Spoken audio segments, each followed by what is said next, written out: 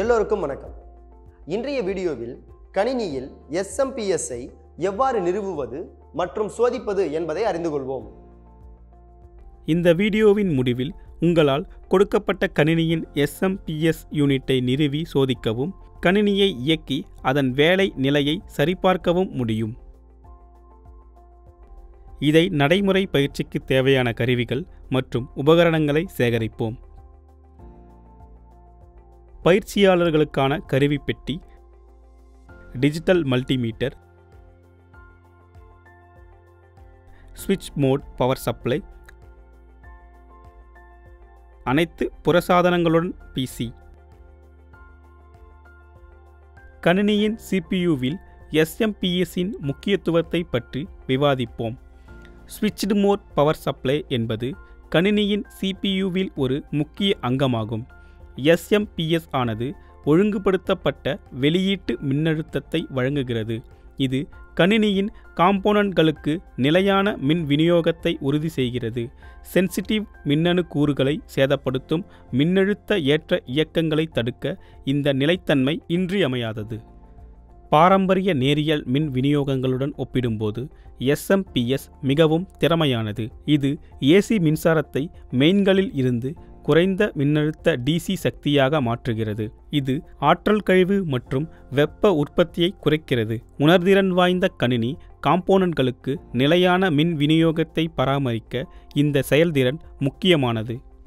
கணினியில் சோதிக்கப்பட்ட SMPS பிரிவை நிறுவவும். CPUவின் பக்க அட்டையை அகற்றவும் அல்லது ஸ்லைடு செய்யவும்.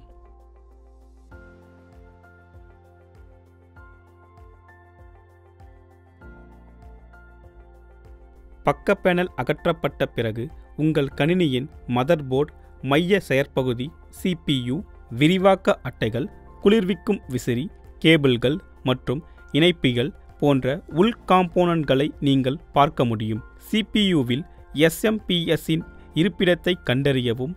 SMPS பொதுவாக கேஸின் மேல் அல்லது கீழ் அல்லது பின்புறத்தில் இருக்கும். இது பவர் கார்டு கணினியின் செருகும் உலோக பெட்டி.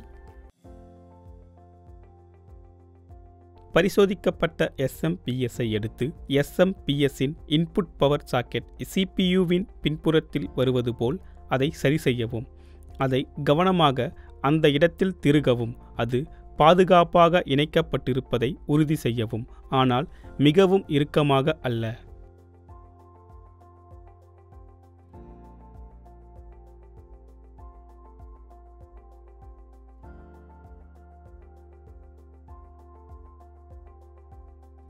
முக்கிய மின் இணைப்பியை அடையாளம் காணவும். SMPS-இல் இருந்து மதர்போர்டிற்கான பிரதான மின் இணைப்பு பொதுவாக பல பின்கள், 20 அல்லது 24 பின்கள் கொண்ட ஒரு பெரிய செவ்வக பிளக் ஆகும். இது பொதுவாக மதர்போர்டில் CPU சாக்கெட்டுக்கு அருகில் அமைந்துள்ளது. SMPS-இல் இருந்து பிரதான மின் இணைப்பை மதர்போர்டில் உள்ள தொடர்புடைய சாக்கெட்டுடன் சீரமைக்கவும். இணைப்பான் அதன் வடிவம் மற்றும் ஊசிகளின் ஏற்பாட்டின் காரணமாக ஒரு நோக்குநிலையில் மட்டுமே பொருந்த வேண்டும். இணைப்பான் முழுமையாக அமர்ந்திருக்கும் வரை அதை உறுதியாக அழுத்தவும். டிரைவ்கள், கிராபிக்ஸ் கார்டுகள் மற்றும் கேஸ் பேன்கள் போன்ற பிற கூறுகளுடன் பவரை இணைப்பதற்கான கூடுதல் கேபிள்களை SMPS கொண்டிருக்கும். இந்த கேபிள்கள் பொதுவாக அவை இயங்கும் சாதனங்களில் உள்ள போர்டுகளுடன் பொருந்துவதற்கு குறிப்பிட்ட வடிவங்களை கொண்ட இணைப்பிகளை கொண்டுள்ளன. SATA பவர் கேபிளை SMPS-இல் இருந்து ஹார்ட் டிஸ்க் டிரைவ்கள் அல்லது சாலிட் ஸ்டேட் டிரைவ்கள் போன்ற SATA டிரைவ்களுடன் இணைக்கவும்.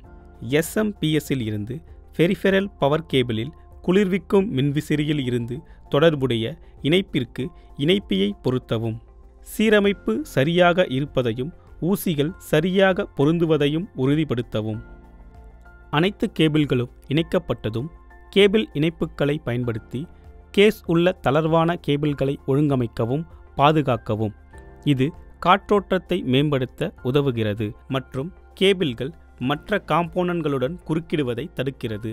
அனைத்து கேபிள்களும் சரியாக இணைக்கப்பட்டு பாதுகாக்கப்படுவதை உறுதி செய்த பிறகு பக்கவாட்டு பேனல்களை மீண்டும் இணைத்து திருகுகளை இறுக்குவதன் மூலம் CPU கேஸை மூடவும். பவர் ஆன் மூலம் PCயின் வேலை நிலையை சரிபார்த்தல். பவர் கார்டில் செருகுவதற்கு முன் SMPSஇன் பின்புறத்தில் உள்ள பவர் சுவிட்ச் ஆஃப் நிலையில் இருப்பதை உறுதி செய்யவும். SMPSஇல் நீங்கள் ஒரு சக்தி உள்ளீட்டு சாக்கெட்டை காண்பீர்கள். இது பொதுவாக யூனிட்டின் பின்புற பேனலில் அமைந்துள்ளது. இது வழக்கமாக ஒரு நிலையான 3 முனை சாக்கெட் ஆகும்.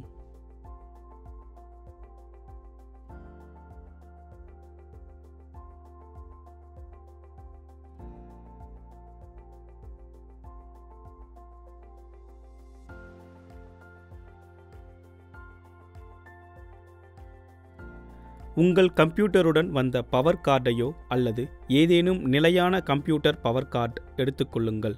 இது ஒரு முனையில் ஒரு பிளக் மற்றும் மறுமுனையில் ஒரு 3 முனை இணைப்பானை கொண்டிருக்க வேண்டும். பாதுகாப்பான இணைப்பை உறுதிப்படுத்த நீங்கள் மென்மையான அழுத்தத்தை பயன்படுத்த வேண்டியிருக்கலாம். பவர் கார்டின் மறுமுனையை எடுத்து அதை ஒரு நிலையான பவர் அவுட்லெட்டில் செருகவும். பவர் அவுட்லெட் சரியான தரையிறங்கியுள்ளது மற்றும் உங்கள் SMPSக்கு பொருத்தமான மின்னழுத்தத்தை வழங்குகிறது என்பதை உறுதிப்படுத்தவும். பொதுவாக 220 வோல்ட் 50 ஹெர்ட்ஸ் AC சப்ளை. SMPSஇல் மெயின் சுவிட்ச் மற்றும் பவர் சுவிட்சை ஆன் செய்து அதை ஆன் நிலைக்கு புரட்டவும். நீங்கள் கம்ப்யூட்டரை ஆன் செய்யும் போது கேஸின் உள்ளே இருக்கும் மின்விசிறிகள் சுழலுவதையும் ஆப்டிக்கல் அல்லது ஹார்ட் டிரைவ்கள் இயக்கப்படுவதையும் கேளுங்கள். இவை SMPS காம்போனன்ட்களுக்கு மின்சாரம் வழங்குகிறது என்பதற்கான குறிகாட்டிகள். உங்கள் கணினி ஒரு மானிட்டருடன் இணைக்கப்பட்டிருந்தால் அது கிராபிக்ஸ் கார்டிலிருந்தோ அல்லது போர்ட் கார்டிலிருந்தோ ஒரு சிக்னலை பெறுகிறதா என்பதை பார்க்க காட்சியை கவனிக்கவும். ஒரு வெற்றுத்திரையானது SMPS அல்லது பிற கூறுகளில் உள்ள சிக்கலை குறிக்கலாம். இந்த வீடியோவில் கொடுக்கப்பட்ட கணினியில் SMPS யூனிட்டை நிறுவி சோதிக்கவும், கணினியை இயக்கி அதன் வேலை நிலையை சரிபார்க்கவும் எப்படி என்று கற்றுக்கொண்டோம். இது பயிற்சியை முடிக்கிறது. பார்த்ததற்கு நன்றி.